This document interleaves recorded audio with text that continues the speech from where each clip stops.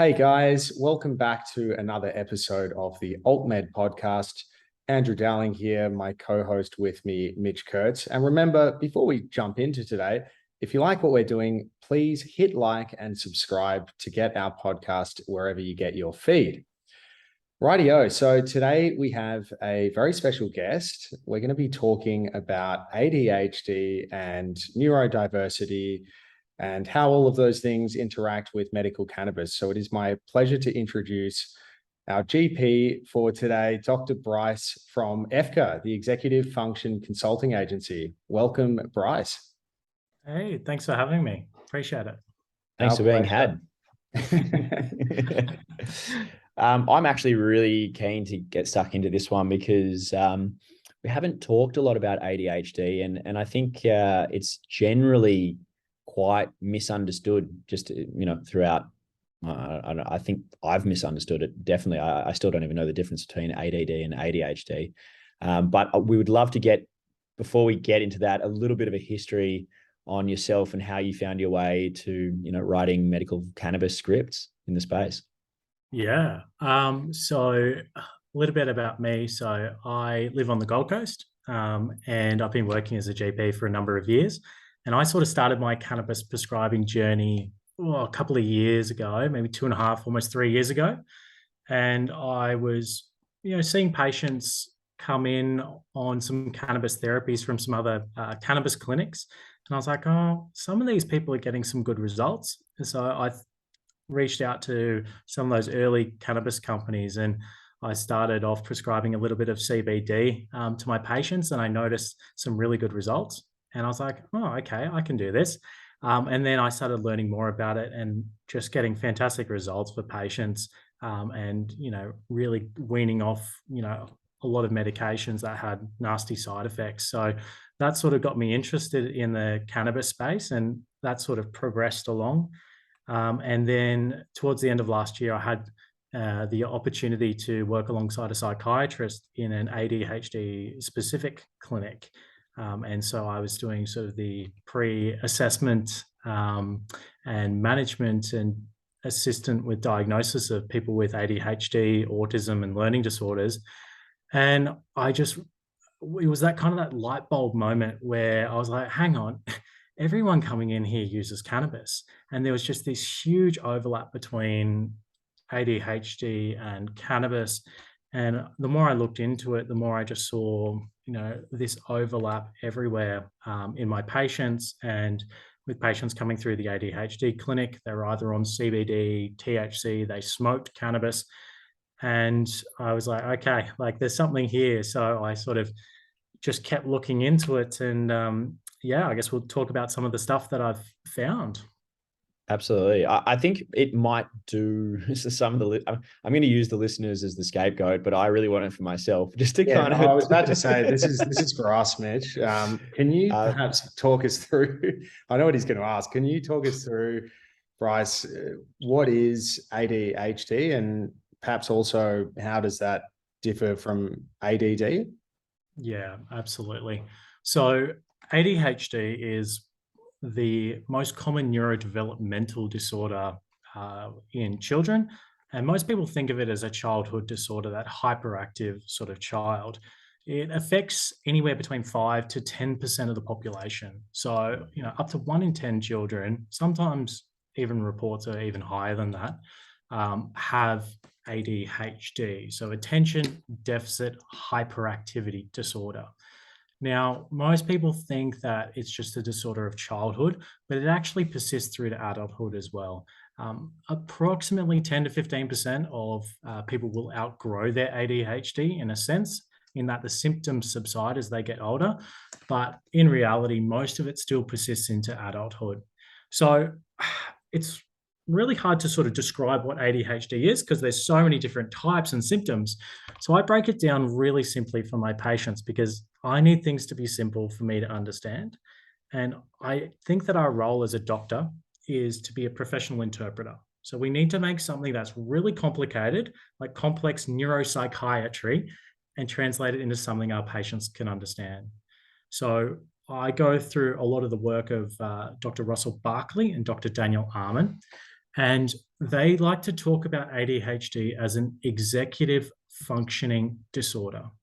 And one of the hallmarks of ADHD is that the frontal cortex, so the prefrontal cortex of the brain, which is the frontal lobe, just doesn't get enough blood flow. And that's a genetic variance. So about 10% of the population on average, some reports say 5, some say 10, no one really knows. About 5 to 10% have a genetic condition that means the frontal lobe of their brain just does not get enough blood flow. And so that frontal lobe, the prefrontal cortex, controls your executive functions. So if we talk about your executive functions, we'll go through them and then we can talk about what they do. The first one I'd like to talk about is something called emotion regulation. So if you don't have enough blood flow to the frontal lobe of the brain, that frontal lobe of the brain runs on 2 main neurotransmitters, which are dopamine, which is stuff you like doing, and adrenaline, which is things you're interested in. So if you don't have enough blood flow, dopamine and adrenaline, you can't regulate emotions. So it means if you feel anxious, if you feel sad, depressed, angry, frustrated, you just can't regulate that emotion properly. The next executive function I talk about is impulse control. So people with ADHD are quite impulsive, and they're impulsive with their actions, they're impulsive with their emotions, and they're impulsive with their behaviors.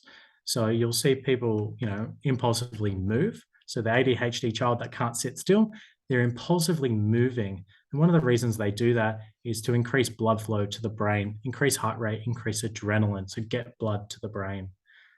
Other executive functions, so attention and focus, concentration, short-term working memory is a big one. And there's other executive functions as well, such as time planning, procrastination, interest-driven focus. So it's quite complicated. And you go, okay, we'll break it down something nice and simple that everyone can understand. Basically, the ADHD brain doesn't get enough blood flow to the prefrontal cortex, which means that part of the brain doesn't get enough dopamine, adrenaline, and the ADHD brain does whatever it can to get that dopamine and adrenaline. That's, in a nutshell, sort of what ADHD is.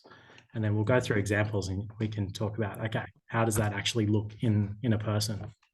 No, that's super helpful, Bryce. And I think, as you were sort of talking through, I was wondering, is it nature or nurture? Is it a genetic disorder, or is it caused by the environment one is, exposed to through, cognitive development?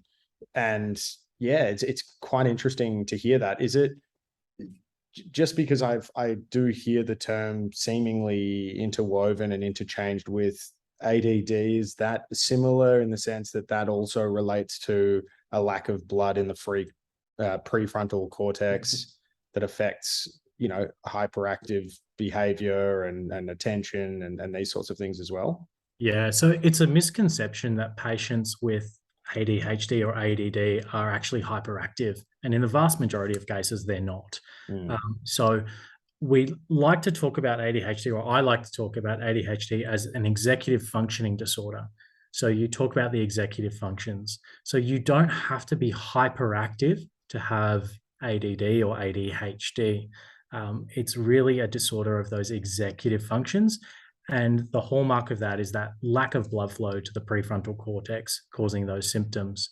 And there's actually seven different types of ADHD, which all present different symptom sort of clusters, depending on where that reduction in blood flow is to the part of the brain.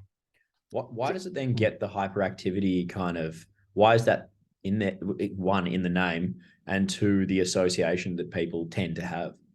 Yeah, so one of the reasons behind that is males are often diagnosed at much higher rates than females. So typically young male boys, you see the stereotype of, the hyperactive kid that doesn't sit still, they're bouncing around the room, they're talkative all the time. I actually went to school with him and he's on this call. Sorry. Yeah. So males often get picked up earlier because they display those external hyperactivity symptoms. So they don't sit still, they can't focus, they get distracted, they interrupt people all the time. and it becomes a problem. So they get picked up earlier, and the rate in children is about 8 males will get diagnosed for every 1 female. We know it's 50-50. So, there's 8 females being missed for every 1 male that's diagnosed early on. And in adults, that sort of evens out a little bit, but still 3 males get diagnosed for every 1 female, typically because, the females present a little bit less of that overt hyperactivity. So the symptoms that they have are often, more picked up as anxiety or depression, and it's not thought that it's ADHD. Interesting. And so, yeah, I was just curious about then, so in terms of, as you say, once you get to adulthood, there's a sort of consensus view largely that it does affect the population in equal measure across the sexes. Yeah, absolutely. And in my practice, I see a 50-50 ratio of males to females. They present very differently. So males will present with, a certain symptom cluster, and females might present a little bit differently.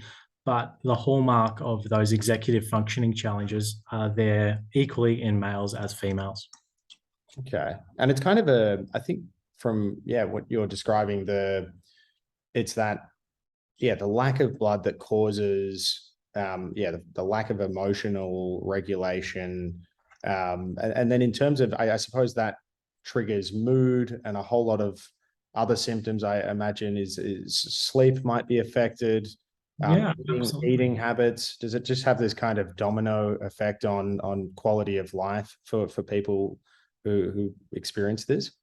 Yeah, absolutely. And it's a really under-recognized and underdiagnosed condition. So studies and reports go all the way up to about 84% of patients with ADHD will have at least one mental health comorbidity. So it's almost everyone. And, about, of those 84, percent, 15% will have one mental health comorbidity. So anxiety is the most common. So anxiety or depression. It's actually more common to have more than one. So it's something I like to call complex ADHD. 60% of people with ADHD will have 2 or more mental health comorbid diagnoses. And, the list goes on. So anxiety, depression, insomnia, they might have substance use disorder, bipolar, schizoaffective disorder, eating disorder, so binge eating disorder, anorexia. So anytime I see patients with more than one mental health comorbidity, I immediately think, okay, could there be ADHD there as well, which is underpinning this? Interesting. Well, what are I'm just curious, we just talked before about the signs or the usual symptoms that you might see among, childhood across males. What would you see in, young females who might have ADHD? How do their symptoms express themselves? Yeah, so I sort of just go through the executive functions. So if we sort of use some examples in the executive functions, you can see where the ADHD sort of comes in. So with regards to the emotion regulation, you see, people, they have anxiety and they know they're not supposed to be anxious, but they are. And if you've ever told someone who's anxious, just not worry about that, they'll go, oh yeah, you know what? I was just worrying. Yeah. Thanks for telling me that. Yeah. All I needed to hear was, hey, you need to relax. Exactly. So most people, they know they're not supposed to be anxious, but they are, and there's nothing they can do about it. So that typically is that anxiety hallmark, depression, frustration, anger. So all of those emotions and just that inability to regulate those emotions properly. And that often goes hand in hand with that lack of impulse control. So people, to regulate their emotions, they need that dopamine and that adrenaline to regulate those emotions. So you'll see people impulsively doing things to regulate those emotions.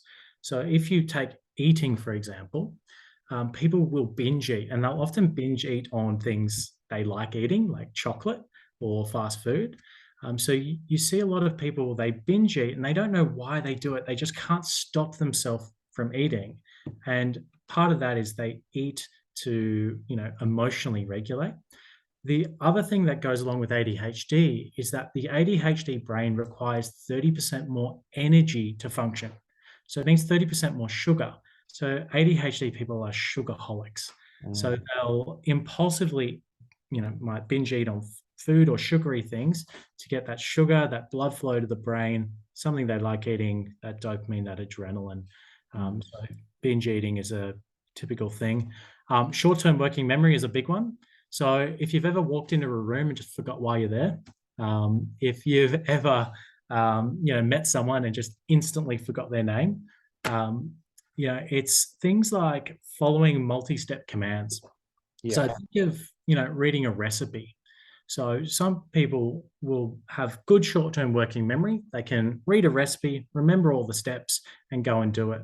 Someone with ADHD will do step 1 and they can't move on to step 2 because they can't remember it. So they have to do step 1, chop the onions, go do that. Then they go, okay, what's step 2? So it often gets them into trouble at school where the teacher will give a long list of instructions to do. They remember the first one, they can't remember anything else. They get distracted and then they talk to their friends and get in trouble. Is it fair to say though, like, I just want to figure out where the line is, but like sometimes some of the stuff you're saying, I would want to apply to myself. I don't think I have ADHD. I don't know. I can't qualify that, but you're probably able to tell me off by the end of this video call. But I've done a couple of tests out of curiosity, and I came up negative. I don't know if that counts for anything. But I feel like some of the stuff you're saying applies to me. Checking the recipe one light at a time, kind of thing. Where is the line for something that might be, kind of normal? I don't know, forgetfulness, let's say, versus actual, validated ADHD, if you will. Absolutely. Yeah. So to qualify for a diagnosis of ADHD, you actually have to have the disorder. So the disorder means that it's affecting your functioning in a negative way. So if you're a little bit forgetful and you forget people's names, but whatever, everyone forgets people's names, that's not a big deal. But if you are late to school every day because you leave your bag at home, you leave your phone, you can't find your keys because you put them down somewhere, you put them in the fridge because you're doing something else, that it impacts your life in a negative way. And so that then becomes a disorder. So the key hallmark of the ADD or ADHD is it has to be impacting your life in a negative way. And often it needs to be impacting your life across at least 2 settings. So if everything's okay at home and you're just stressed at work and so you can't focus and concentrate on work, it's only affecting one setting. So it needs to be across all of the different domains of your life and impacting you in a negative way.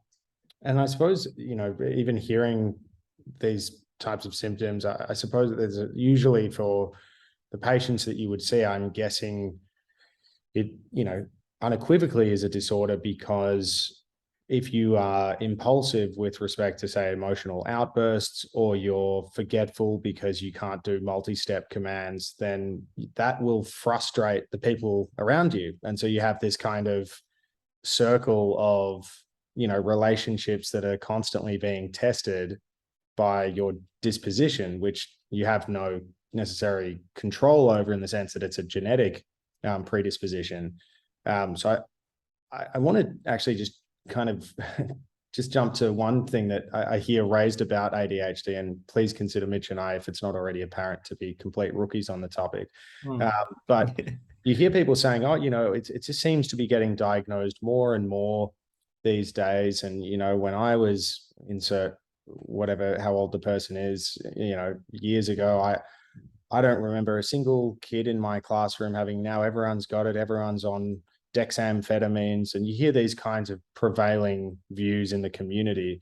What do you say to that? I mean, I kind of heard you say before that you feel that it's been underdiagnosed over time. Is that kind of where you stand on that type of view?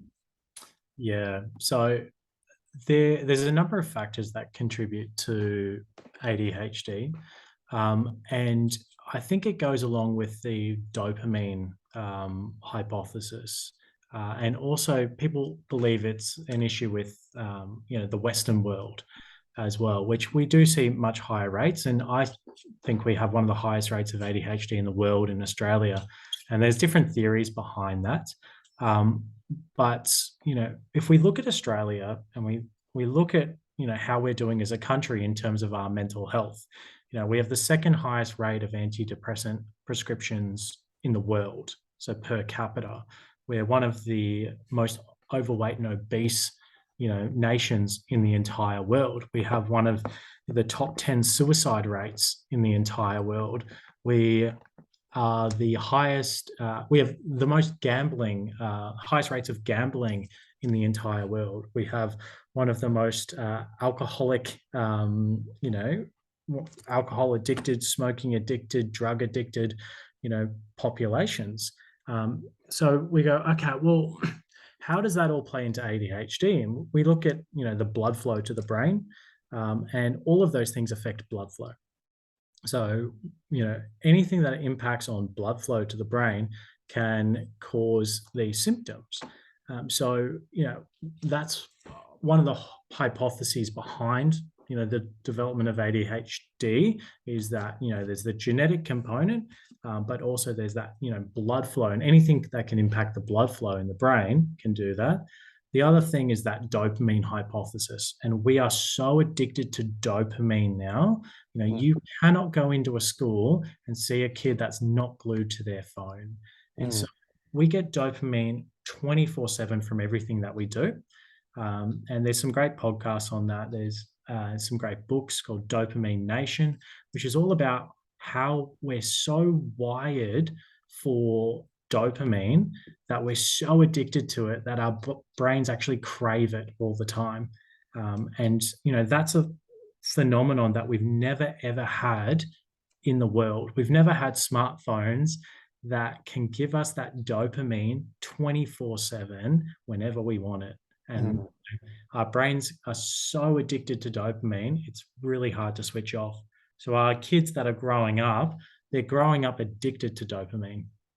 And all those things. So you get dopamine from eating a food that you like. You get dopamine from the reward centers when you're gambling, and from alcohol or drug consumption.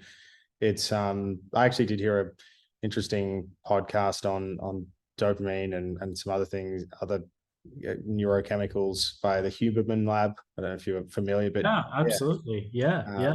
Really, really interesting for anyone who wants to do a deep dive on that topic. But what about just the role of? I know we're going to jump into the role that medical cannabis can play in hopefully helping people with ADHD, and maybe touch also on neurodivergence. But before we do that, what can we, as a starting point, just to give context to medical cannabis being, I guess, a recent treatment, dexamphetamines, other drugs that have been typically and continue to be prescribed to treat ADHD, what are those drugs trying to do, and what are some of the side effects that can be caused by those drugs? Yeah, so I know that's a hugely ambiguous yeah. question, so I'm sorry to throw that one at you. Yeah, no, it's a whole topic in itself. The treatment of ADHD. So treatment of ADHD, the first thing to do is get blood to the brain. So the number one treatment of ADHD is exercise. And you need to get enough sugar to the brain, enough nutrients to the brain. So diet and dietary modification is the number one treatment alongside with exercise. So if you are not exercising and not eating the right diet, you're not getting enough nutrients to the brain. And so, you're not treating the brain properly, which is really hard, especially if you've got a child who's neurodivergent, who you struggle with, dietary issues and challenges. That can be really difficult. So medications are a fantastic adjunct. And Dr. Russell Barkley, who's one of the world leaders in ADHD, he describes ADHD medication, so dexamphetamines and your methylphenidate, so Ritalin, as like putting glasses on a child. So if you cannot focus, if your brain cannot focus, when you get given a medication that treats the ADHD, it's like giving someone glasses for the first time. And we wouldn't deny someone who can't see properly, we wouldn't go, oh no, just focus your eyes, don't have these glasses. It's like doing that for a child with medications. So the medications increase that dopamine and that adrenaline and increase that heart rate to get that blood flow to the brain. And they fill that deficiency in that frontal cortex and they treat those symptoms of ADHD. So it can be an absolute life-changing medication for a lot of patients and a lot of families.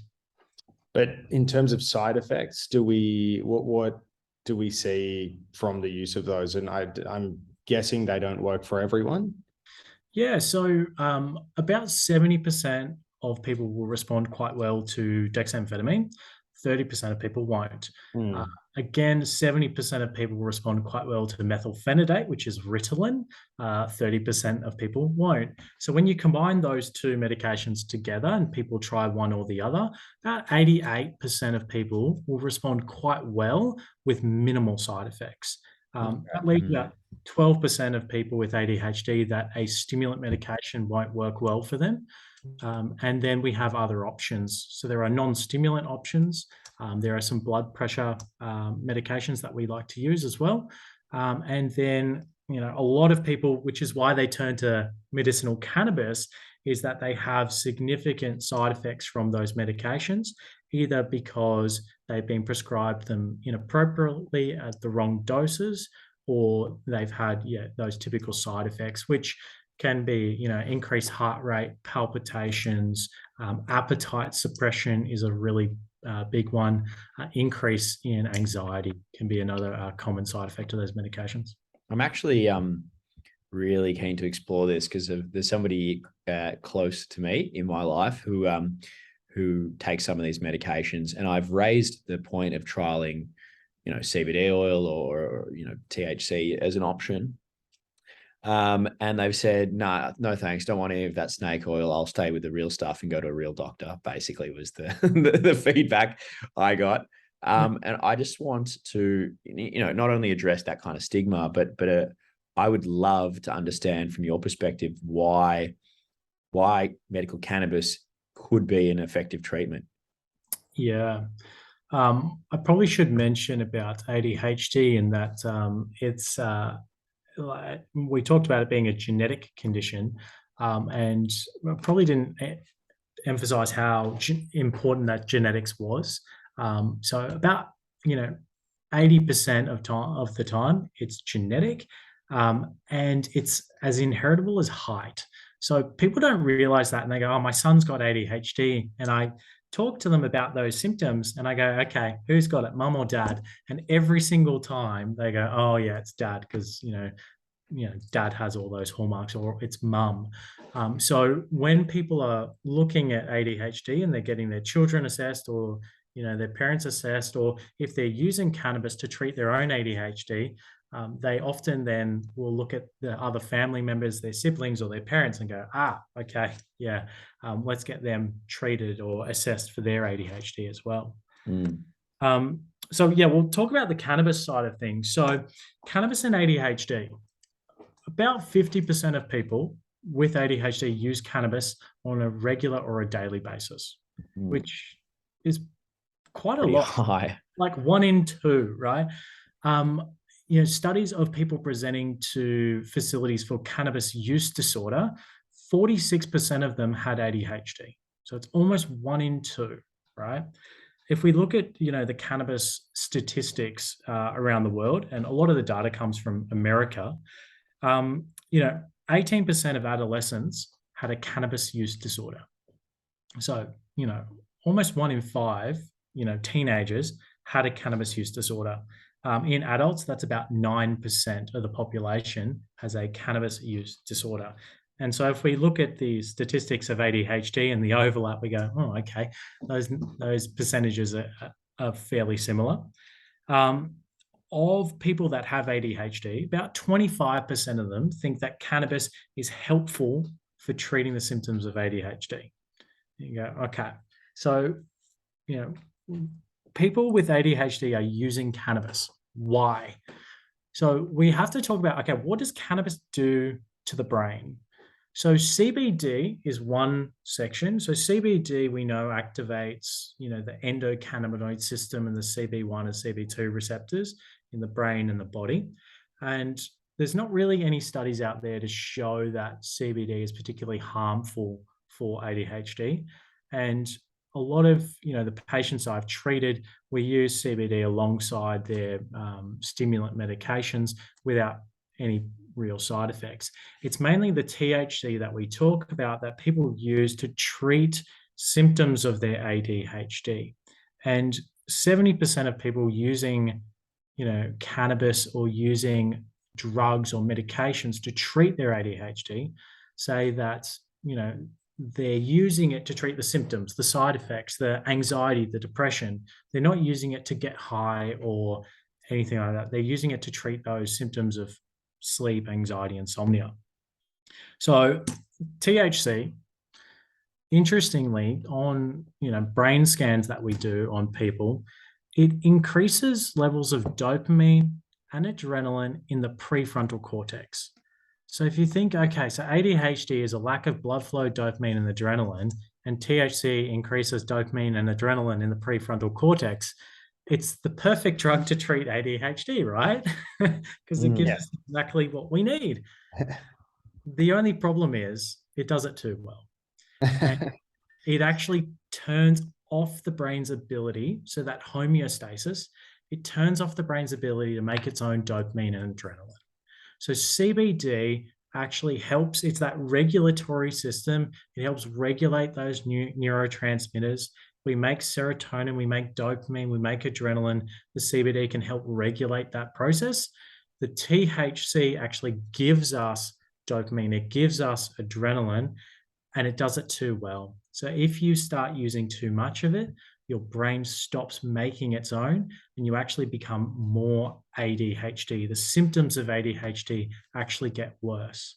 Interesting. So it's really tricky because patients use it to treat the symptoms of ADHD, but it actually makes their ADHD worse in the process. You're effectively involved in this kind of elaborate balancing act. Homeostasis and just trying then, it just speaks to the importance of getting dosing right and the art of titration. Just something that popped into my head, which is strangely a way of putting it as it relates to my question, is can you map blood flow? Like if you were on the fence about a diagnosis for a given patient, can you actually, do that? I don't know, is it called neuromapping to determine?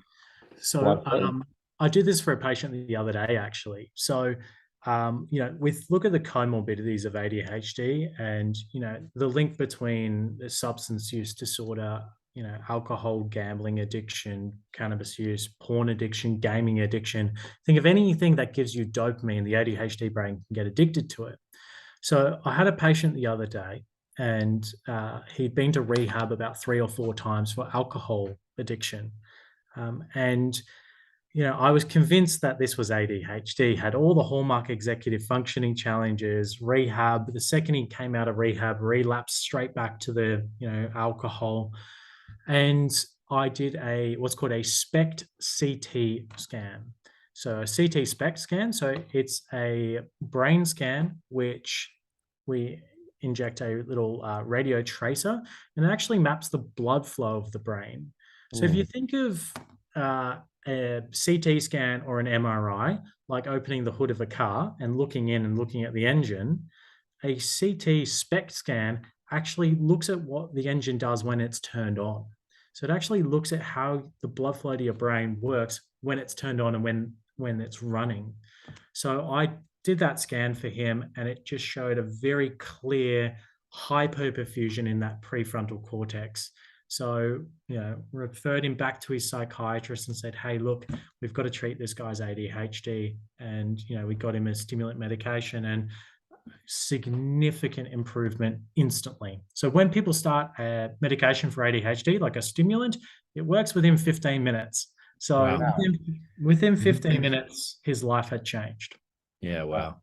But when you're saying that a lot of people that are presenting, and specifically in the US for, ADHD with usage of cannabis, my assumption would have been in those cases there would be more on the THC side.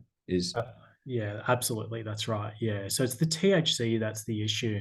And there was a study done in New Zealand that showed that daily use of THC in the developing brain, and the ADHD brain actually develops at a rate of 30% slower than a non-ADHD brain.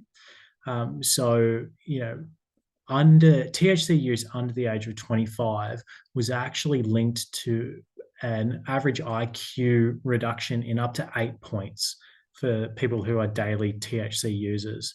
And interestingly, that once they stopped using cannabis, they never got that IQ back.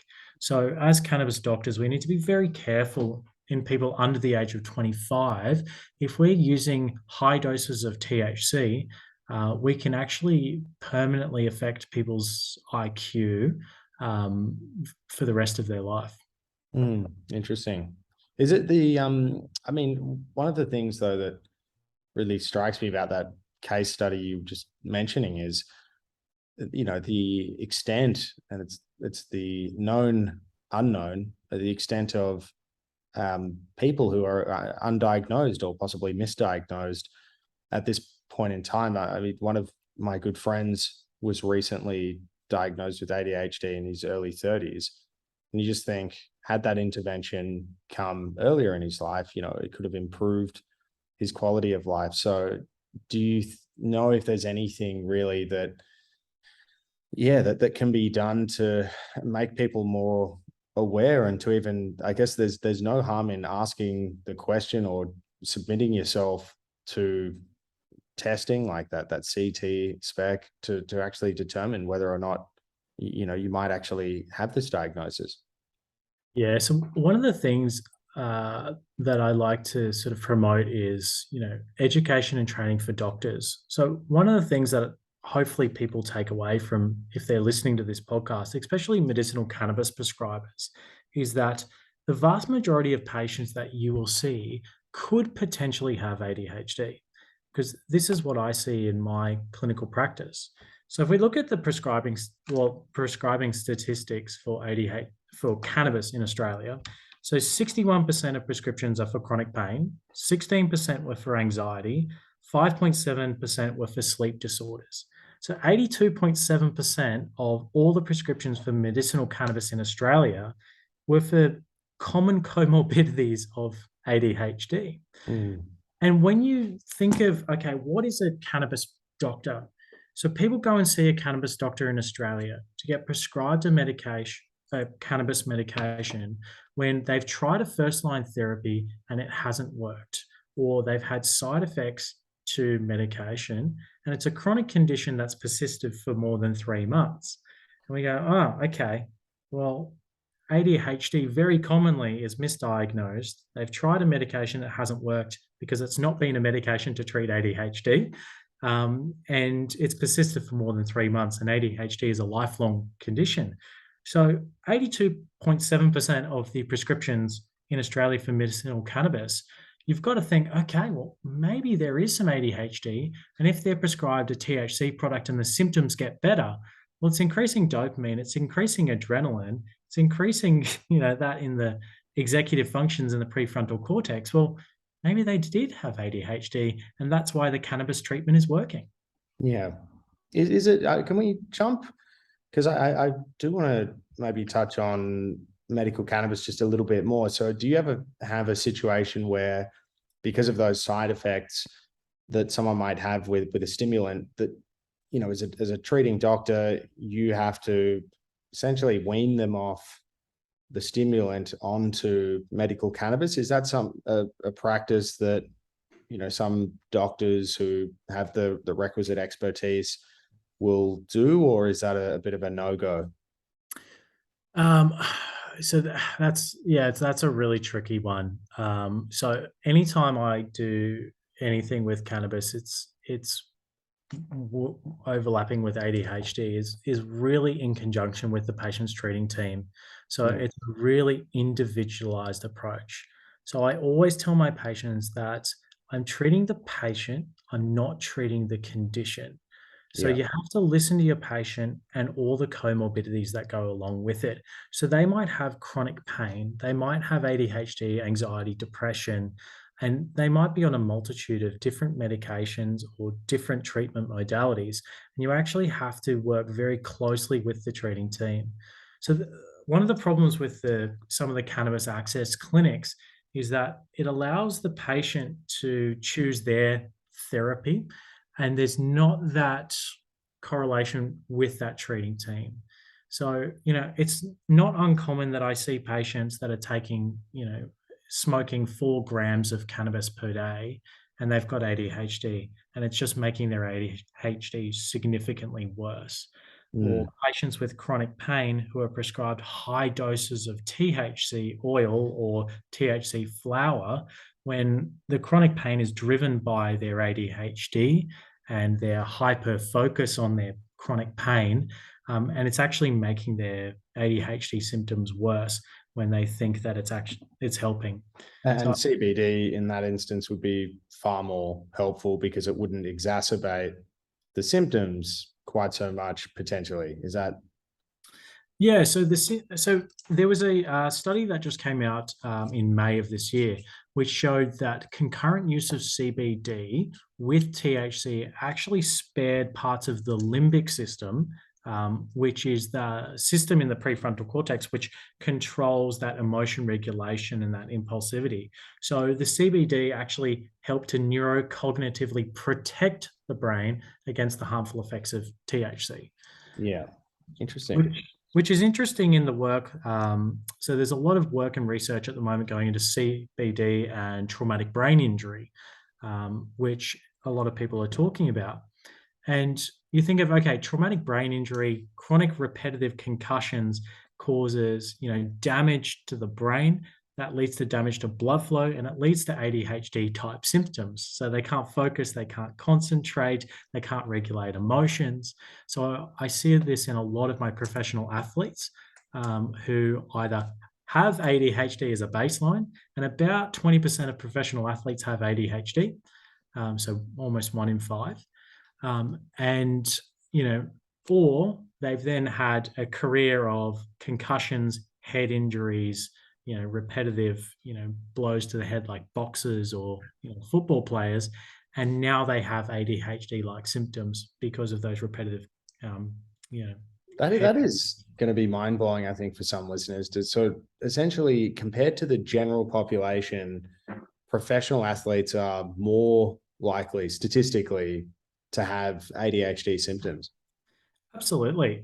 So if you think of what is a professional athlete, so it's routine structure, it's diet and lifestyle modification, it's regular high intensity exercise. So it treats the symptoms of ADHD.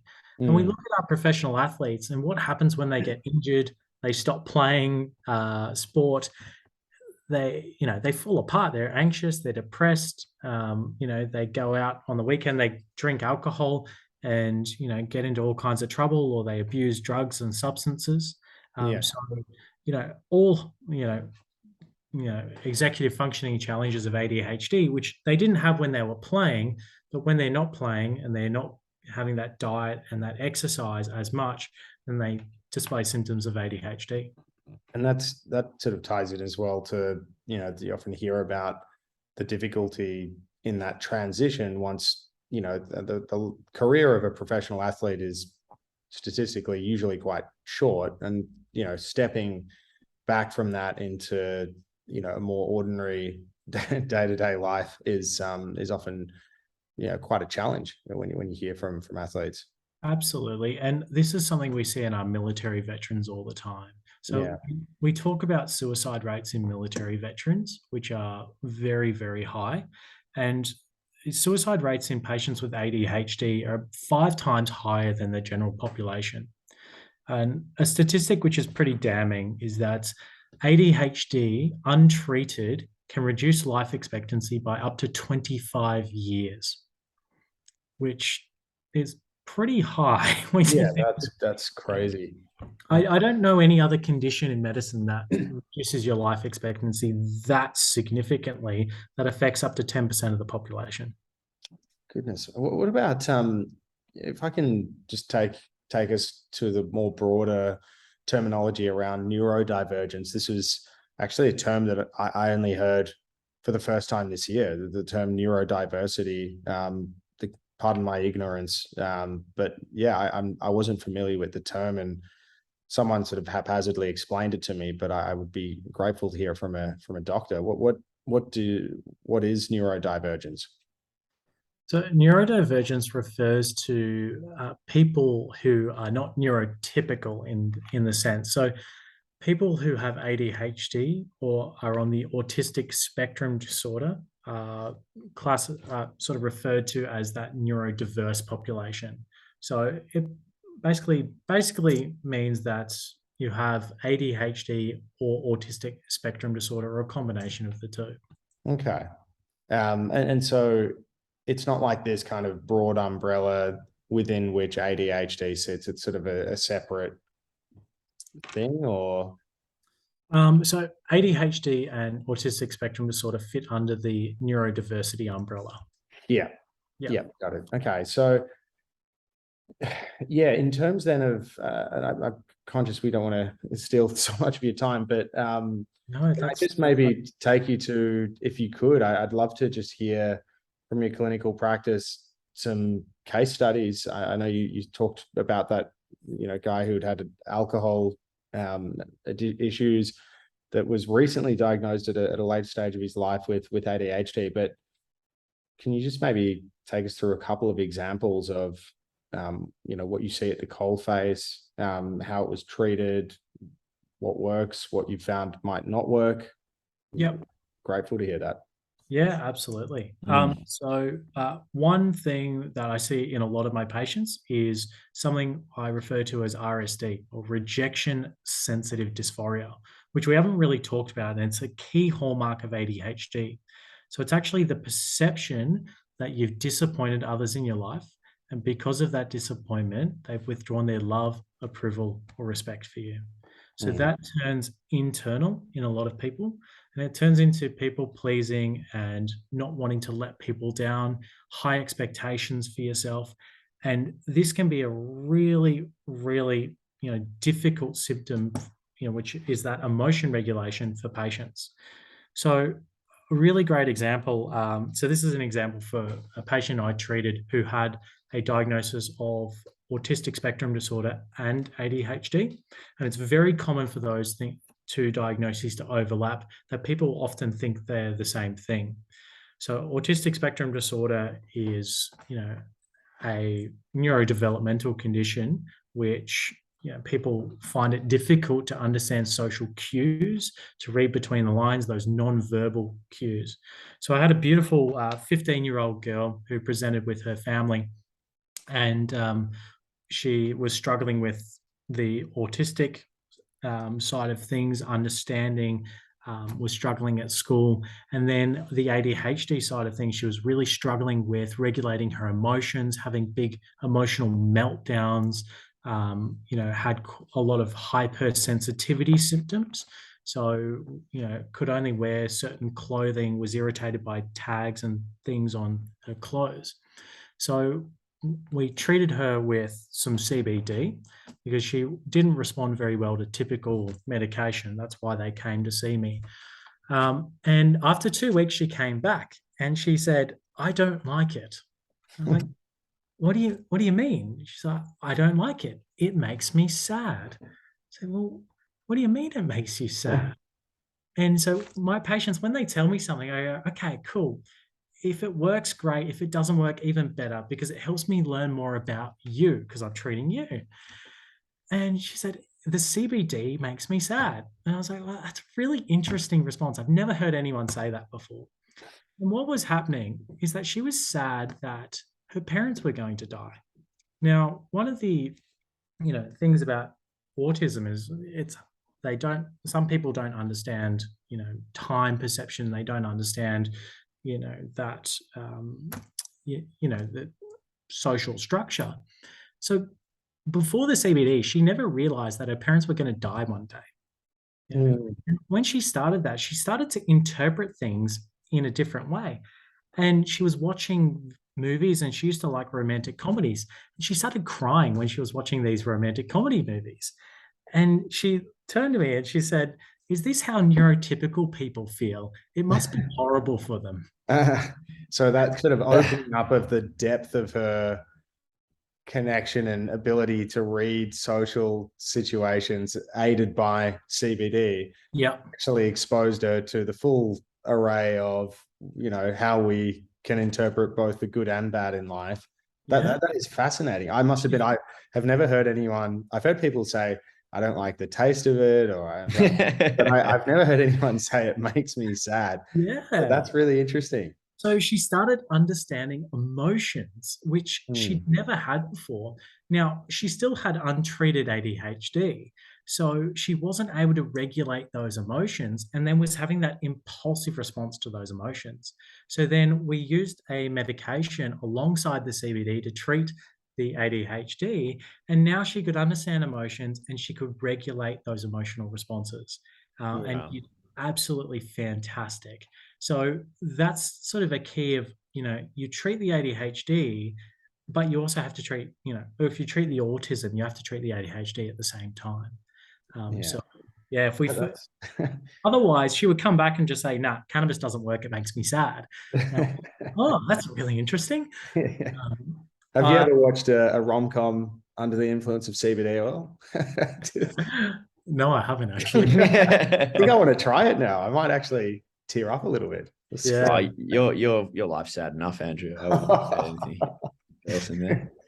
Another example I wanted to give was, so when I was working in the ADHD clinic, I had a 19-year-old come and see me who was really struggling with his ADHD. And he'd been prescribed a sativa dominant THC flower from a cannabis prescriber. And when I asked about what was going on, he'd actually developed symptoms of almost schizoaffective disorder, obsessive compulsive disorder. And when we looked back, it all correlated with the starting of the prescribing of the THC. So sativa dominant THC products actually increase that dopamine and adrenaline more. Indica based actually increase a little bit of GABA, which is the inhibitory hormone in that prefrontal cortex. And so GABA ones are better for sleep because they calm and relax a bit more, whereas, the sativas are more stimulating, as we kind of know, and you can get into the terpene profiles. But what was happening is that he was being prescribed a THC flower, which was interacting with his Ritalin and increasing his heart rate and increasing anxiety. And it was actually giving him too much dopamine, and the excess amount of dopamine was causing a schizoaffective-like disorder. It was increasing anxiety, and it was causing obsessive compulsive traits. So when you look at that in the ADHD framework, he was having an emotion, he couldn't regulate that emotion, and he was impulsively, cleaning and doing impulsive actions, repetitive behaviors to try and rectify that emotion. But he couldn't do it. So then he would go and smoke more cannabis. Well, that'll help. But he thought it helped. And when he went back to his cannabis prescriber, he said, "Look, when I smoke weed, it helps." So they said, "Okay, we'll smoke more weed," which again made his ADHD worse. So this is the tricky thing with prescribers who don't understand ADHD, is that your ADHD patients will tell you that the cannabis helps and treats the symptoms, but it actually makes the ADHD worse at the same time. So that's how you get into this cycle of people using more and more and more, and they develop this, a cannabis use disorder. And unfortunately, a lot of patients who, are prescribed cannabis do develop these cannabis use disorders. And it's tricky because they're telling the doctors that it's helping, and it is, but it's actually making things worse at the same time. Yeah. Is it always making things worse? Or is there a level at which it's actually doing some, I'm trying to actually get the position on whether. Yeah, from what I understood, it's a dosing thing to achieve homeostasis. Is that? Well, yeah, it's really difficult. So it depends on which researcher you listen to. So there's studies out there that show that that THC is bad. It damages the dendrites and it reduces the connectivity. Then there's people out there saying, well, the connectivity is reduced in people with ADHD, and so they need that extra dopamine and adrenaline to function normally. And that's why you need to treat the person in front of you, not the condition. Yeah. So if you've got someone that can't focus, can't concentrate, they're 62% more likely to have a car accident because of their untreated ADHD. Yeah. They're 5 times more likely to commit suicide, right? They've got a 25-year reduction in life expectancy. They're 50% more likely to have a BMI over 40 because of their binge eating disorder. It's interesting for me because when I listen to some of what you're saying, I get the impression that you're saying that cannabis is not a good treatment for people with ADHD, but then wondering you prescribe cannabis for ADHD. So I'm trying to kind of figure out where the position is at what point is it good? At what point is it kind of bad, or in your opinion? Yeah. So again, you need to treat the person in front of you and the individual situation. So if you've got someone who's got chronic pain, who's got insomnia, who's got anxiety, depression, who's had substance use disorder, all of these kind of comorbidities, cannabis can be a really good treatment because it can help treat a number of different conditions at the same time. It can help improve their sleep. It can help improve their appetite. It can help reduce their chronic pain and work on their anxiety. So you need to treat the person in front of you. And if cannabis is an appropriate treatment modality for them, then you work out a dosing and a treatment plan that's right for that patient. A lot of the time patients come and see me for a cannabis appointment and I turn around and go, oh, well, actually, you've got ADHD. We need to go and treat your ADHD. And they go, oh, well, that makes sense. And they don't actually need to use a cannabis product, or we just use a CBD to help all that neuroregulation, as opposed to moving to a THC product. So I prescribe a lot more CBD than I do THC. Yeah, understood. But do you prescribe, when you're prescribing CBD, do you prescribe it as like an isolated form, or would you go for something that maybe does contain small amounts of THC, for example, in a more full spectrum approach? My approach is always to go for a full spectrum. I find they are much, much more effective than isolates.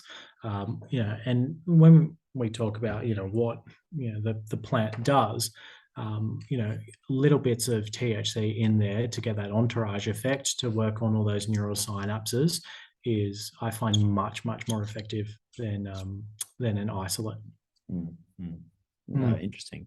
So really, it's for you in your prescribing patterns, it's about the volume of, let's say, CBD or THC. So maybe a very small amount is actually beneficial, but potentially, big doses, people smoking 10 joints a night kind of thing is going to be obviously not ideal. I don't think there's many people that would be ideal for, but potentially, even worse in this situation. Yeah, absolutely. So, everything in moderation. So an ADHD person who, has a bit of cannabis here and there is not going to cause any major dramas. But if you're being prescribed, 3-4 grams of THC per day, that's going to cause significant worsening of your ADHD. It's definitely going to interact with any other medication that you're trying to use. Probably likely to induce munchies as well, which then leads to poor diet, the obesity, the sugar hit, all that sort of stuff. It's all tied in. But you've got to have a bong whilst you're running. That's the combination, I think. Look, I've not done that, Mitch, and I don't intend to start. But that's not medical advice. It's been an absolute pleasure picking your brain, so to speak. I must admit, like, your wisdom in just understanding where human behavior comes from, the genetic source of, what happens upstream in the prefrontal cortex and how that leads to behaviors downstream is just so fascinating. And yeah, you really are a wealth of knowledge on this topic. And yeah, we're very, very grateful to have you jump on and talk to us about it. I'm aware that a lot of the questions that we asked, I think we touched on it at one point, probably could have been an episode in themselves. So, kudos to you for being able to give us the very high level overview on all of the topics connected to ADHD. Yeah, thanks for having me. It's such a big field, and it's such a new field of research, and it's a field of medicine that isn't really taught in medical schools. It's not taught in, pediatrician or psychiatry training to sort of this extent. So it's really a new field, and we're at the forefront of unlocking. Okay, is cannabis, a treatment for ADHD? Well, 50% of people with ADHD use cannabis. So, if we're listening to our patients, we go, okay, well, it's helping 50% of our patients, or so they say. So, it's definitely an area we really need to explore and put some research into. Yeah, and we need to encourage people who have had an ADHD diagnosis to consider being an elite athlete as well, because clearly they're cut out. Just 50% of usage. That's a pretty good case for an A/B test. Yeah, exactly. And the other thing is, cannabis doctors or people that are using medicinal cannabis, if you're finding cannabis beneficial, ask yourself or ask your patients, well, why is the treatment I'm doing working when nothing else has? So if you use a cannabis product and it works, you go, well, okay, why is it working? And actually stop and work backwards and go, okay, well, this is working, but why is this working when nothing else was? There's got to be a reason for it. So rather than just going, oh, cannabis works, that's great, stop and think and go, well, why is it working? Yeah, well, that's your job. Don't give that to us. No, and we're so glad you're kind of plugged in and connected to taking the field forward, Bryce, because the passion is obvious. And I'm sure if we pick up an episode and do this again 5-10 years from now, I'm sure you'll have even more nuggets of gold to share from your own experience. Yeah, I think even if we did this 2 months from now, there'll be totally. That's come out every week. There's new research. It's so hard to keep up with, which is great for the industry. Yeah, absolutely. Well, it has been our pleasure chatting with you today, and just thanks so much for your time. Hey, not a problem at all. Anytime. Thanks, Bryce. It's been fantastic.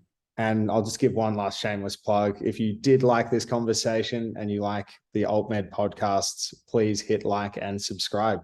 Until next time, take care.